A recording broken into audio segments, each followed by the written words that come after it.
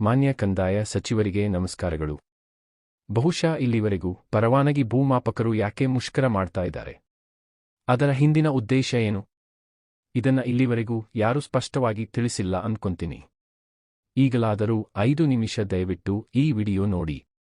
ಪ್ರಸ್ತುತ ಪರವಾನಗಿ ಭೂಮಾಪಕರು ತಮ್ಮ ಮೂಲ ಕೆಲಸ ಬಿಟ್ಟು ಹಲವಾರು ಪ್ರಾಜೆಕ್ಟ್ಗಳಲ್ಲಿ ಕೆಲಸ ಮಾಡ್ತಿದ್ದಾರೆ.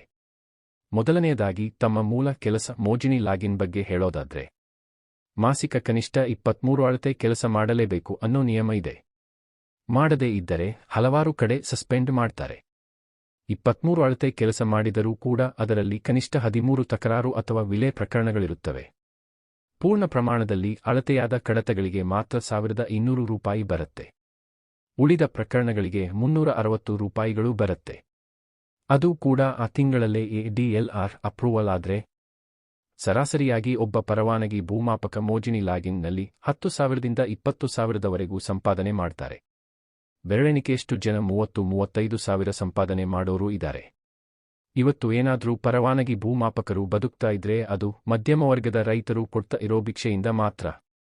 ಇನ್ನು ಸ್ವಾಮಿತ್ವ, ಆಕಾರಬಂದ್, ಡಿಜಿಟಲೈಸೇಷನ್, ಭೂಸ್ವಾಧೀನ, ಭದ್ರಾನಾಲಾ, ಹೇಮಾವತಿ ನಾಲಾ, ಮೆಸ್ಕಾಂ, ಕೆಶಿಪ್, ವಕ್ಫ್ ಬೋರ್ಡ್ ಆಸ್ತಿ ಅಳತೆ, ದರ್ಖಾಸ್ತು, ರಿಸರ್ವೆ, ಯುಪಿಪಾರ್, ಈ ರೀತಿ ಹಲವಾರು ಯೋಜನೆಗಳ ಹಲವಾರು ರೀತಿ ಕೆಲಸಗಳಿವೆ. ಒಂದೇ ಒಂದು ಸಲ ಸಮಗ್ರ ತನಿಖೆ ಮಾಡಿ ನೋಡಿ. ಇಂತಹ ಪ್ರಕರಣಗಳಲ್ಲಿ ಪರವಾನಗಿ ಭೂಮಾಪಕರಿಗೆ ಬರ್ತಾ ಇರುವಂಥ ಮಾಸಿಕ ಸಂಭಾವನೆ ಕನಿಷ್ಠ ₹300ಯಿಂದ ಆರಂಭವಾಗಿ ಗರಿಷ್ಠ 16,000ಕ್ಕೆ ನಿಲ್ಲತ್ತೆ.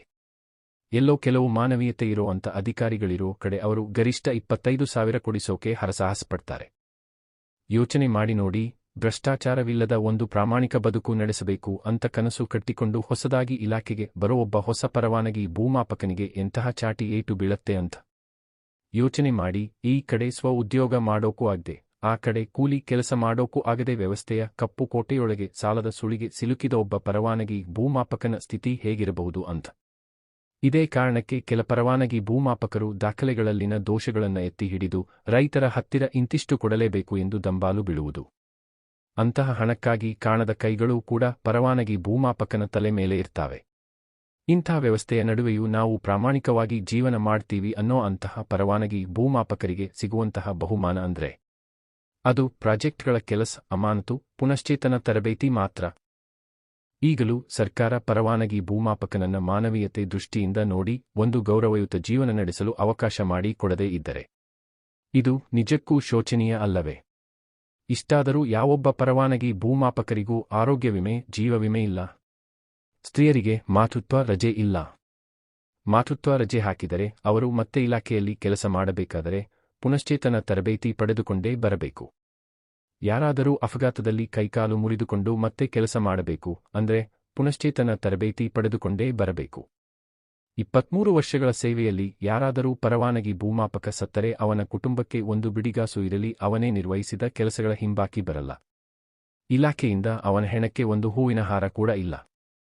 ಎಲ್ಲಿದೆ ಮಾನವೀಯತೆ? ಇಲಾಖೆಯಾಗಲಿ ಸರ್ಕಾರವಾಗಲಿ ಮಾನವೀಯ ನೆಲೆಗಟ್ಟಿನಲ್ಲಿ ಯಾಕೆ ನೋಡ್ತಿಲ್ಲ?